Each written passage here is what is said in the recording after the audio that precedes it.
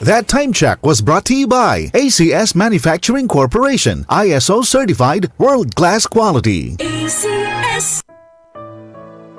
Pagbasa sa Aklat ng Kawikaan, Kabanata 11, Talata 1 hanggang 31. Kasuklam-suklam kay Yahweh ang timbangang may daya, ngunit kasiyahan naman ang timbangang tama. Kahihiyan ang laging dulot ng kapalaluan, ngunit pagpapakumbabay, nagbubunga ng karunungan. Ang tuntunin ng matuwid ay katapatan, ngunit ang masamay wawasakin ng kanyang kataksilan. Walang halaga ang yaman sa araw ng kamatayan, ngunit ang katwiran ay naglalayo sa kapahamakan. Mas panatag ang landas ng tapat ang pamumuhay, ngunit nabubuwal ang masasama sa sariling kabuktutan. Ang katwiran ng mga matuwid ang nagliligtas sa kanya, ngunit ang masama ay bilanggo ng kanyang masamang nasa. Ang pag-asa ng masama ay kasama niyang pumapanaw. Ang umasa sa kayamanan ay mawawalang kabuluhan. Ang matuwid ay inilalayo sa bagabag, ngunit ang masama ay doon bumabagsak. Ang labi ng walang Diyos sa iba ay mapanira, ngunit ang dunong ng matuwid ay nagliligtas ng kapwa. Kapag ang matuwid ay pinagpapala, ang bayan ay nagagalak, ngunit higit ang katuwaan kapag ang masamay napapahamak. Dahil sa salita ng matuwid, ang bayan ay tumatatag,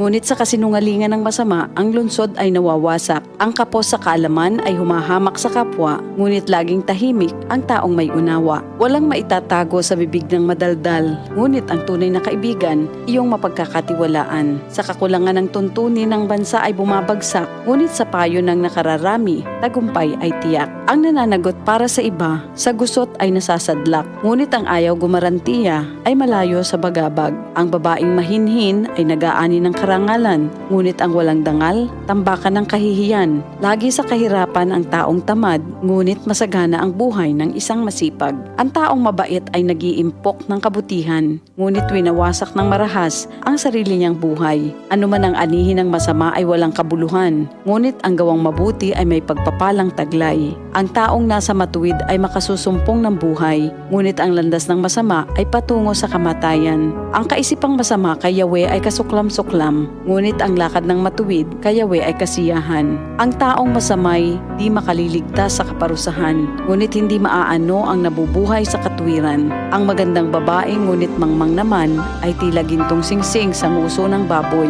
Anumang nais ng matuwid ay nagbubunga ng kabutihan, ngunit ang mahihintay lang ng masama ay kaparusahan. Ang taong mapagbigay ay lalong yumayaman, ngunit naghihirap ang tikom ng mga kamay. Ang taong matulungin sasagana ang pamumuhay, at ang marunong tumulong ay tiyak na tutulungan. Sinusumpa pa ng lahat ang nagkakait ng butil, ngunit pinupuri ang nagbibigay ng pagkain. Kung mabuti ang hangarin, ikaw ay igagalang. Kapag humanap ng gulo, iyon ay masusumpungan. Malalantang tila dahon ang nagtitiwala sa kanyang yaman, ngunit ang matuwid ay giginhawa tulad ng sariwang halaman. Ang nagpupunla ng gulo sa sariling sambahayan, mag-aani ng problema, gugulo ang pamumuhay. Ang taong mangmang at walang nalalaman ay alipin ng matalino habang siya'y nabubuhay. Buhay ang dulot ng matuwid na pamumuhay, at kamatayan naman ang hatid ng karahasan. Ang matuwid ay ginagantimpalaan dito sa lupa, ngunit paparusahan naman ang mga makasalanan at masasama. Ito ang salita ng Diyos.